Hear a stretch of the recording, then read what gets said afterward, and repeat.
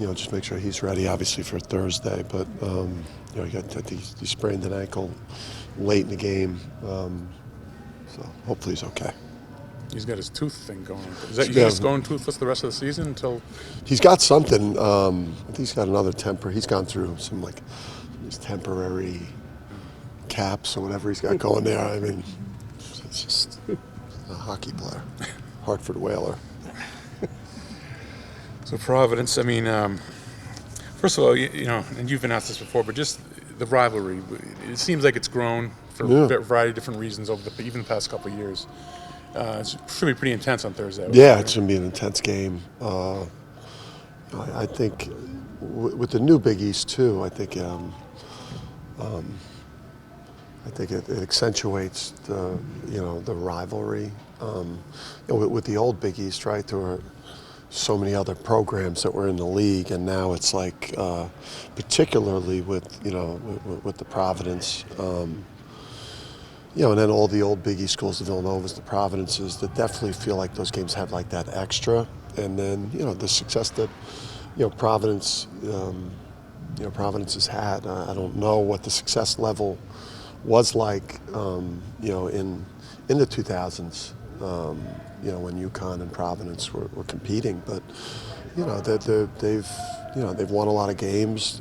Ed's done a great job there, and the game's got a lot of juice to them. That's what makes it. That's what makes college basketball fun. Yeah, Ed was pumping you up today. I went over to Rhode Island. He said you should be number one in the country. Yeah. I'm not going to do no, I'm just saying, gamesmanship. I don't know if they win, then they're number one, right? I've always thought that the Big East has played as good as any conference in the country this year. I've always felt like the top five have been as good as any top five, and then with the way Villanova's been playing, right. And then Seton Hall goes on the road, and St. John's could be playing in the Garden. It really feels like the top 8 of this league we're all going in with a lot of momentum, and obviously we're playing great again, like we have most of the year. We've proven to also play well in the only tournament we've played in. So we certainly have confidence going in to New York, but we also know that just to advance in this tournament, you're going to have to play.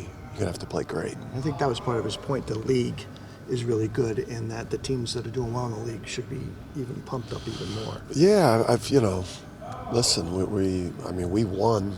Either us or Purdue, we won the non-conference, right?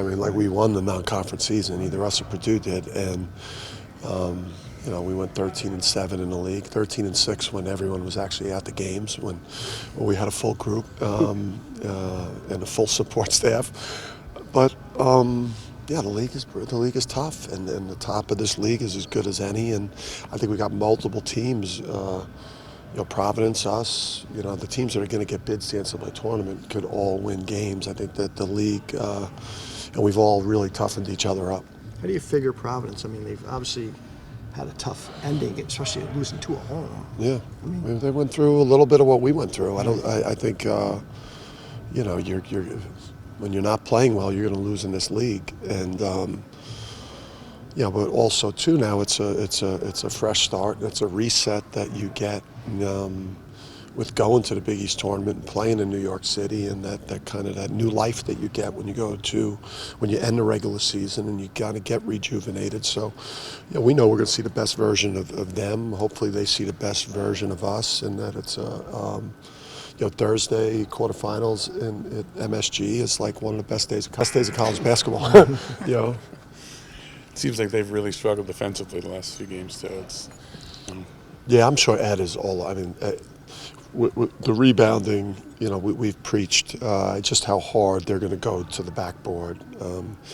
I'm sure he's reminding them of the rebounding in our game, and they've got very prideful players, and they've got very old players. That especially Croswell and they Bynum, just with a lot of pride. Noah Locke is a guy who's 50-year player, or or an extra COVID year. I mean, they've got older guys that are going to have a lot of pride, and that they've played great most of the year. They're in they're in a bad stretch, but we know we got to be at our best. You get a chance for a few rubber matches in this tournament. What does that kind of affect on the mindset? Makes the scout and the prep easier, and I think it. Just in general, I think tournament play is all about, everything's like automatic this time of year. I think it's like everything is automatic. You know who you are, you know what you do at both ends of the court, you know which players and programs can handle the pressure of the moment. I mean, some programs go into these tournaments carrying more pressure. When you play at UConn or you coach at UConn, the trick is to try to get your players really joyful and really excited to play and not carry the history and tradition of playing great in these tournaments as an extra burden. That's something that we probably have to manage more than the people that we play against that don't have that type of history and tradition. It can't become an anchor for us to carry into New York and into the NCAA tournament. So it's my job to keep everybody loose and not so loose that we don't play with the intensity, but not so uptight that we don't have the joy. So how do you do that? Balance that line. I'm working on it. This is a unique place to coach, and that's one of the challenges of playing here. And but I think this group has, I think, the type of attitude and the confidence. That I think these guys will shoot their shots and not maybe be as uptight as we've been maybe in the NCAA's and in maybe the Big East tournament. Andre was saying he gets some of that looseness from seeing how Jordan just kind of handles things like. I mean, Jordan's not going to lose sleep the night before these games. I mean, he's going to. He's a gunslinger, and he's going to. He believes that March is going to be a big month for us and a big month for him, and I don't think he has a doubt in his mind that he's going to get on the big stage and perform at a high level. And the more players that you have that mentality, I think the better off you are this month. I know in Portland, you said there were 4. You guys were looking for 4 championships. You got Portland, which is a great thing. Regular season didn't work out. Do you have the trophy? Yeah, we got the new one. We punted the regular season as soon as we got eliminated. Oh, really? Yeah, we trashed it, destroyed that thing, and now we got a new one, which we're going to carry around, and it's the ultimate goal. Obviously, I don't think anyone's safe in the quarters in this one. I think, especially, when you didn't get a top 3 seed and you knew you'd be in a 4 or 5 game, you knew that you were playing a big time game. What in a lot of years would probably be a semifinal game if you're in a 4 and 5 game. So, but yeah, I mean, our goal is to win this thing, and but we've got to play. We got to be at our best on Thursday to even get a sniff of Friday. One of your concerns in the past couple of games have been the turnovers from you guys. How do you kind of limit that throughout this tournament? Yeah, just keep do the video work. Continue to coach them hard in practice and get that point across to in particular the guards. Some of it is, I don't mind the aggressive ones and it's the high risk, low reward ones that we've got to stop doing, and then just I think in particular like second half of games, when the fatigue hits a little bit, just been getting a little bit loose. In the fouling too, we've been great first half of not fouling. Second half, we haven't been as disciplined, and then a lot of time the other coaches yelling at the refs. These guys foul more than anyone in the league, and they only have 4 fouls. So that they're helping the refs to remind the refs that we used to foul a lot, even though we don't foul as much as we used to. What are your thoughts on the awards that your guys got? Listen, you're thrilled for the guys that got them. I think they definitely, have earned them. For me, they're all full season awards. For me, when I look at the voting on this stuff, I look at it from the non-conference all the way through to the Big East season, because how people perform in the non-conference it affects the conference. It affects how many teams we get in. It affects the seeding because of the net and all those things that are at play. So, for me, when I vote on those types of awards, I take the whole picture. I value winning, and then obviously we've won at a high level. So Jordan and Adama got rewarded.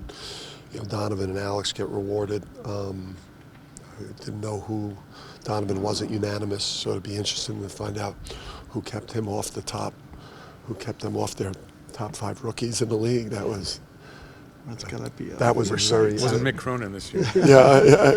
Years ago, yeah. Nick Jim. Cronin did that. It was Calhoun went after. Yeah, And it wasn't true. Yeah. But I'll say this: that none of these guys win any of the awards if not for Andre Jackson. Andre, the things that the dirty work, the unselfishness, the leadership, everything that he does.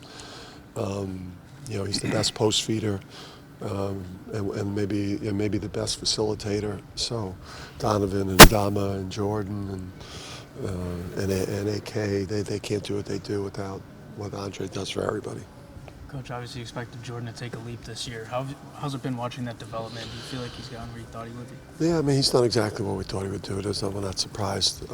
Our projections on players are, I think are really, once we get him and we know we hit on it, I think we knew he was going to have this type of year, almost down to the points per game. Almost down to the points per game. I think I had him at like 16.5, so I don't know what he ended up at, 17? 17. So even better. But I'm a little bit negative guy.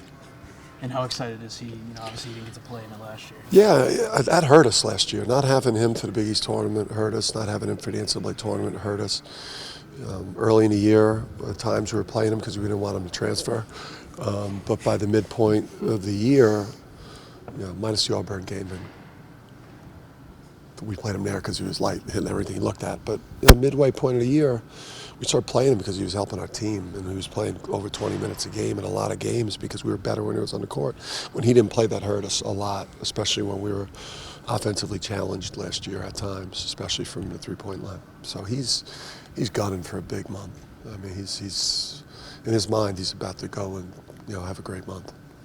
He's obviously a quieter guy, but has he developed leadership type of traits? He's been better. He's been better. He's getting better as a communicator. But I just think the guys believe in him. I think we believe in him. I think we all believe that he's going to be that guy that's going to be able to get us that 18, 20, 24 in these high leverage games, and that he's primed for a big month.